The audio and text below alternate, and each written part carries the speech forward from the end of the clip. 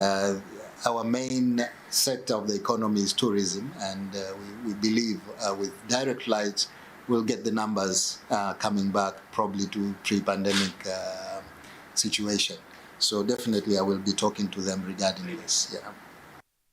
For his part, the Russian ambassador to Tanzania, Andrei Avestisian, says that he will persuade the Russian investors to come and invest in the sectors. He adds that the plan will create a need to establish a Russian consulate in the island. Look around for opportunities to promote our relations with your country, and Tanzania and Zanzibar has been very close friends since Julius Nyerere time, and we are absolutely ready and eager to continue this and to develop it further. That is our mission here. So thank you for receiving us. It's an honor, and starting with this, further with your colleagues and the government, revolutionary government of Zanzibar and the Tanzanian, will continue to develop our bilateral relations. In other news, Vice President Dr. Philip Mpango has urged the 12 African countries that have joined the alliance to eradicate AIDS to children to come up with the right policies and strategies to eliminate AIDS in children by 2030. Here's a report prepared by Henry Mabumo and read by Lulua Muhammad. It is the launch of the international alliance that aims at eradicating AIDS to children by 2030, which involves Minister of Health and health experts from 12 countries, including international organizations.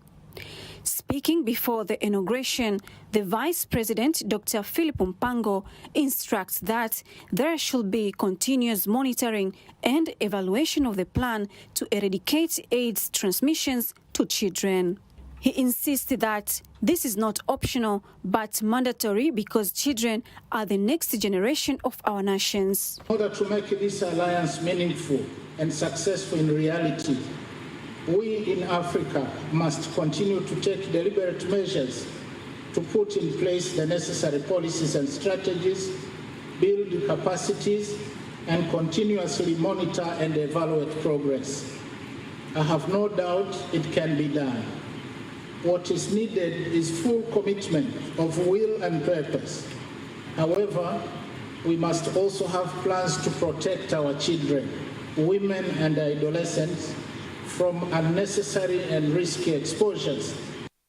The Vice President of Zimbabwe, Constantino Chiwenga, asked for more budget as well as to start executing the plans in place to eradicate AIDS transmission to children by 2030. We commit to addressing and ending stigma and discrimination and other social ills such as harmful gender norms and sexual and gender-based violence that hinder progress towards ending AIDS in children by 2030. We recognize that all these commitments call for allocation of adequate resources and funding budgets. We are committed to increasing our budget allocation and domestic resources to support care and implementation of activities targeted at ending AIDS in children by 2030. Winnie Banyima is an assistant to the United Nations Secretary General for AIDS issues. She says that the eradication of AIDS among children is possible. It is through partnerships that we have made the progress against HIV. It is through these partnerships that we can get to the end of this fight. It's a winnable fight. It's a fight for our children, watoto wetu. It fills me with hope that all of us in this room have committed. Minister for Health, Umi Mwalimu, says agreement reached, which is named the Dar es Salaam Resolution, indicates 10 areas, including mother and children health issues, to be given first priority. Mother and child health is a top priority. We are determined to reduce all causes of maternal and child mortality and morbidity in our respective countries. The Alliance provides an opportunity to revitalize our commitment to this priority. Data from the World Health Organization show that more than 800,000 children in African countries are living with the HIV and do not have the opportunity to get the right medication. Minister of State, the President's Office, Public Service Management and Good Governance, Jenista Mhagama, has called on the public institutions in the country to prepare customer service protocols and submit them to her office for review and approval. Minister Jenista Mhagama has given the instructions while addressing journalists to reiterate the government's goal to ensure public institutions provide quality services to citizens, stakeholders and investors.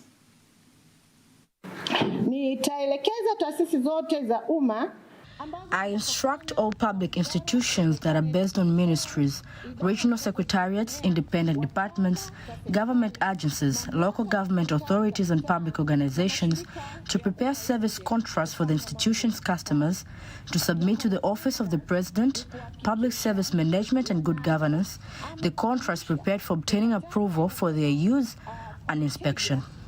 Also, the public institution should ensure that it advertises its customer service contracts in order to create awareness to citizens about the services and service levels provided by the relevant institutions, but also to monitor the service delivery standards as stated in the contracts, as well as to make appropriate improvements to the service delivery processes like all public institutions in the country. Says this is part of implementing the government's plans to provide better services to citizens, investors and other stakeholders. She says after the approval, the customer service standards will be put into effect and all institutions will have to publicize them to the public. It is to ensure that all institutions in the country provide the best services to Tanzanians and foreigners, especially those who come for tourism activities and to invest in business. We believe that through customer service contracts, this will be the best solution from our institutions. The institutions in those groups will be required to submit copies of the contracts to the Office of the President, the Administration and Public Service and Good Governance 2 weeks before the launching date so we can review and confirm that the contracts have the standards we expect. I insist every employer to follow the government instructions, especially those who are in the public sectors. The institutions will have to continue to monitor and evaluate delivery standards of the customer service and make appropriate improvements in the process.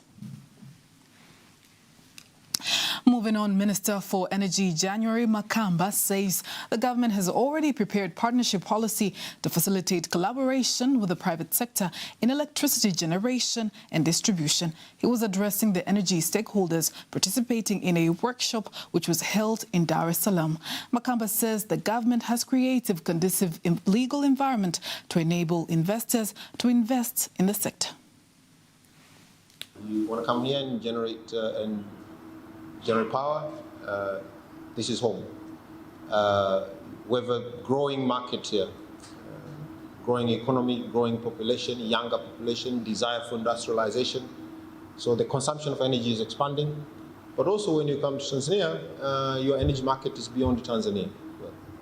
We are connected to a regional grid, or we desire to connect to the regional grid. That means you can sell power up to South Africa from Tanzania. Tanzania currently has the capacity to generate 60,000 megawatts of electricity. The collaboration with the private sector in generation and distribution of electricity will foster even further the economic development. Meanwhile, the Tanzanian government has received $3.2 billion from the United Nations Capital Development Fund, UNCDF, to boost supply of clean cooking energy in 200,000 households, aiming at enhancing sustainable cooking solutions in Tanzania. In European Union books, this is counted as support to the country.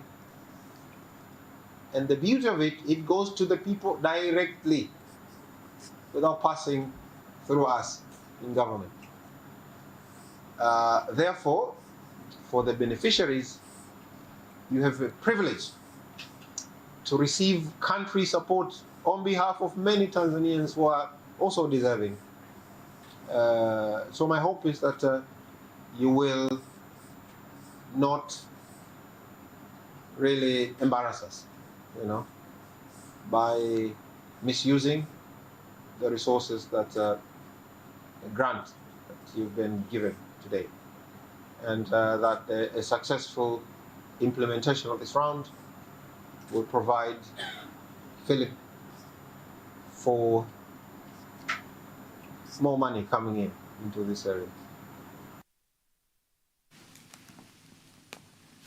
The government has received a special freight wagon with the capacity of carrying larger and heavier cargo. The wagon is expected to carry the heavy machineries to complete the construction of the Julius Nyerere hydropower station. The freight wagon, which is made in China, will be used in Tanzania for the first time, and it is one of its kind to be used in Africa. Here are more details with Apasia Ringo.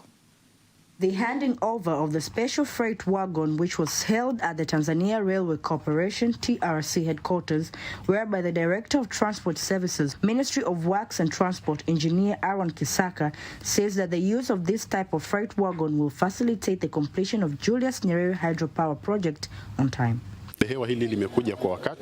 This carriage has arrived on time, and our TANESCO colleagues who are involved in the project will carry out their duties without any challenge, because the carriage to carry their goods has already arrived and it is ready for work. At the moment, this carriage will be enough to transport their available goods, and if it appears that there's more demand, the government will do so. When the operations began, our expert started designing the carriage that will be able to carry loads that are intended to be used in the Mwalimu Nyerere Dam.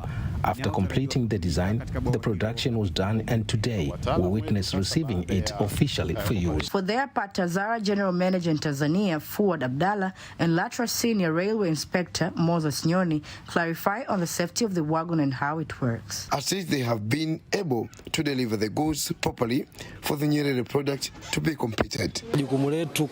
Our main responsibility is to ensure that all machines, wagons, and equipment used in the railways meet safety standards. The wagon that will be used for the first time on the African continent has been specially made to transport heavy machinery that cannot be transported by ordinary wagons.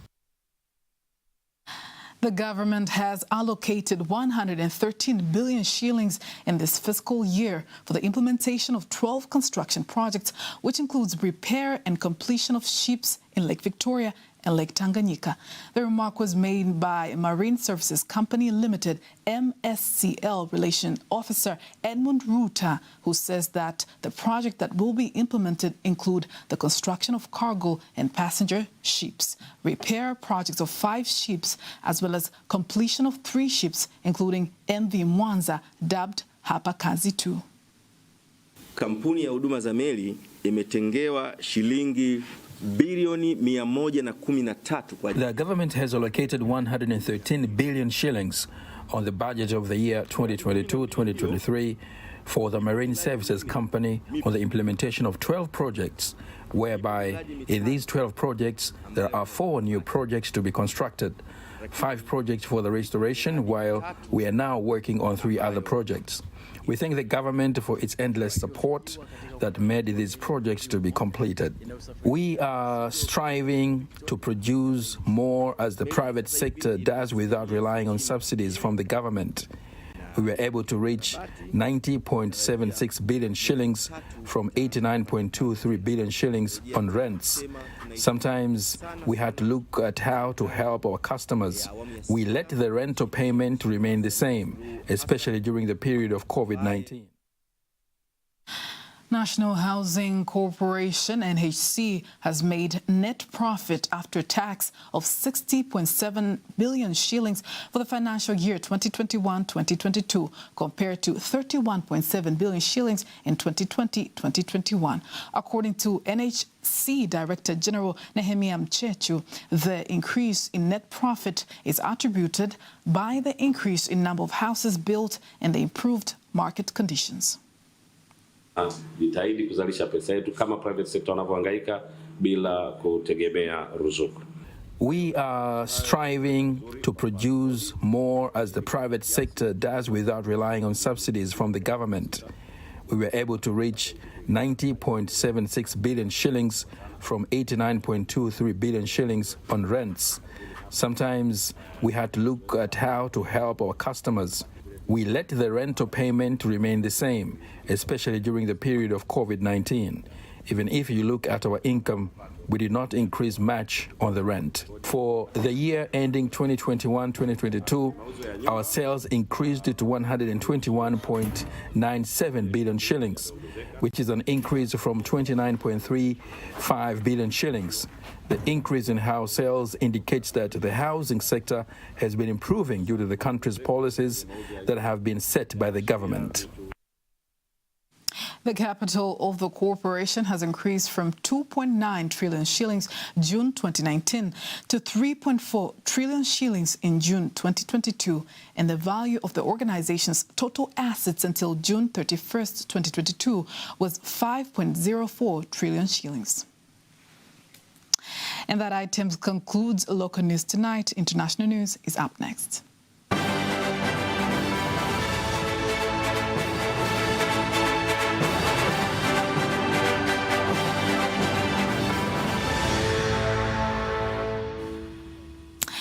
And here is international news with Apasia Ringo. The leader of Catholic Church, Pope Francis, has demanded that foreign powers to stop plundering Africa's natural resources for the poison of their own greed.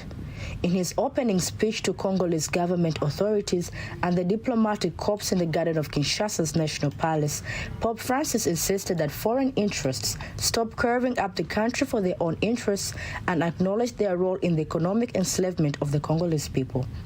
He also pointed the finger at the role colonial powers played in the exploitation of Congo, as well as until the neighboring countries are playing a similar role today. On the other hand, Pope Francis has called all the antagonistic groups in the DRC to stop fighting and encourage peace talks to resolve their differences.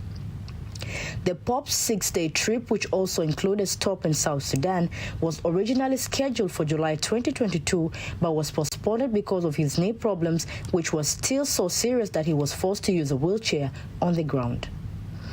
British teachers, civil servants, train drivers, and university lecturers have walked out of pay and conditions in the largest coordinated strike action in a generation as wages fail to keep pace with soaring inflation. The National Educational Union General Secretary in England, Mary Bostad, said that they are on strike demanding for better salaries and good working conditions. She said more action, including by nurses and ambulance workers, is planned for the coming days and weeks. Many teachers say they cannot afford 2023 prices, given that many of them still earn what they earned a decade ago. Others also on strike range from museum workers and London bus drivers to coast guards and border officials manning passport control booths at airports. Earlier Education Minister Gillian Keegan said that the government's response was unchanged and that higher wage increases would fuel inflation further. That was international news. Sports news up next.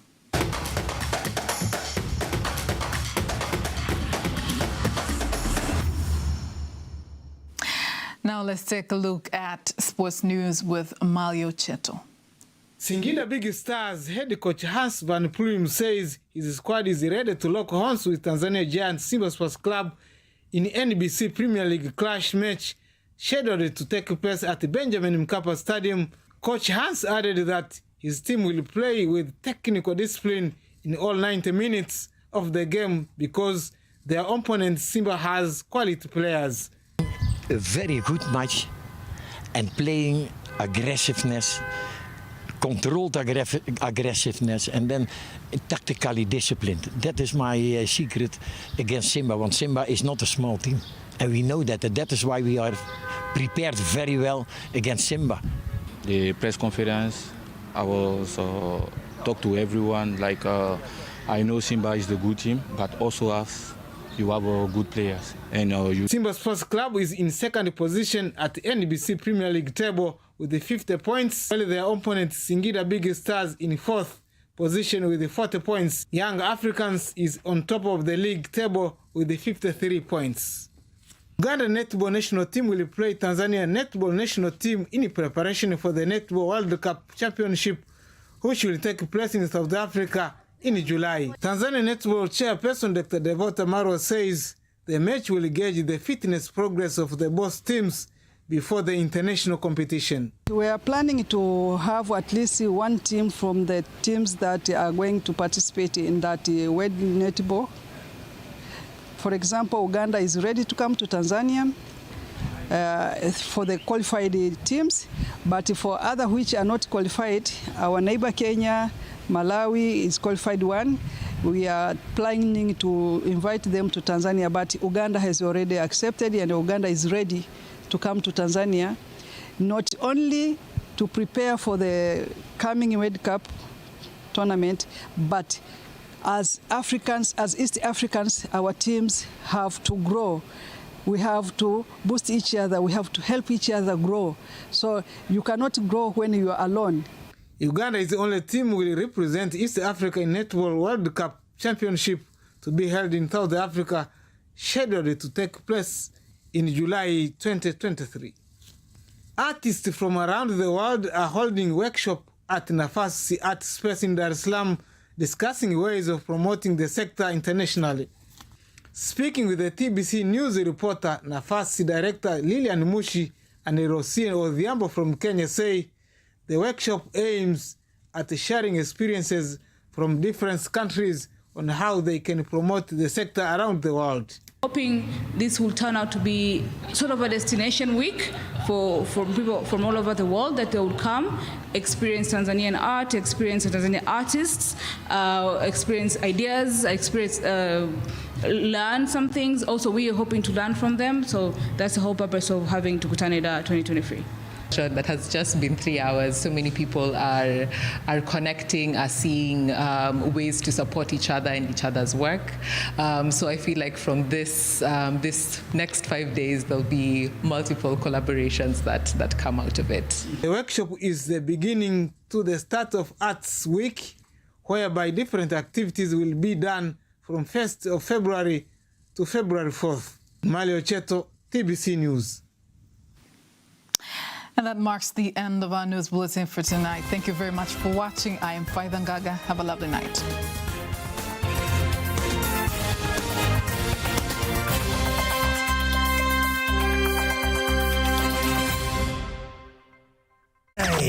Hivi ingekuwa vipi ungepandisha vibe la burudani yako?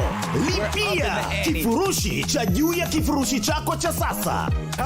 Yani, ukipanda kutoka poa kwenda bomba, tunakupandisha mpaka shangwe, burudani na drama za kutosha. Vivyo hivyo, ukitoka bomba mpaka shangwe, tunakupeleka hadi compact, magoli ya kutosha, mieleka, burudani za watoto na tamthilia za kimataifa. Na ukitoka shangwe hadi compact, tunakupandisha mpaka compact plus. Movie kali, burudani zote kwa ajili yako. Ukipanda kutoka compact mpaka compact plus, tunakupandisha mpaka premium. It's gonna be a hit. Panda tukupandishe vifurushi vya juu zaidi bila gharama ya ziada ukiwa na DSTV.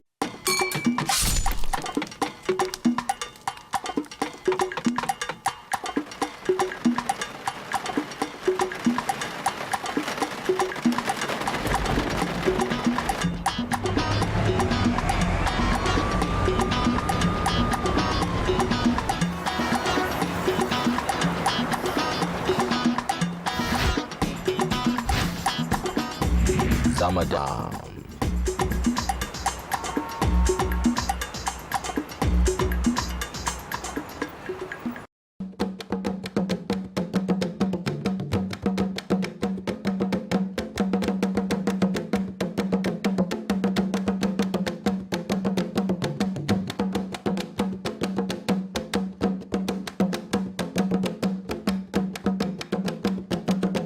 Mtazamaji, kipindi cha Ramadan, nipo kwenye kilinge cha Chief Songea, shujaa wa Afrika, shujaa wa Tanzania, ambaye alipambana na wakoloni hadi mkoloni akakiona cha mtemakuni. Na hapa nilipofika, kama nilivyokutanabaisha, ni kwamba tunakuletea historia adhimu kabisa kuhusiana na kilinge hiki. Hili ni pango la matambiko la Chief Songea, ambaye katika sherehe za kuadhimisha kumbukizi la vita ya Majimaji bado tunaenzi sehemu hasa Songea alizotembelea ama alizoishi, na sehemu alizoishi ni pamoja na eneo hili la pango hili la Chief Songea.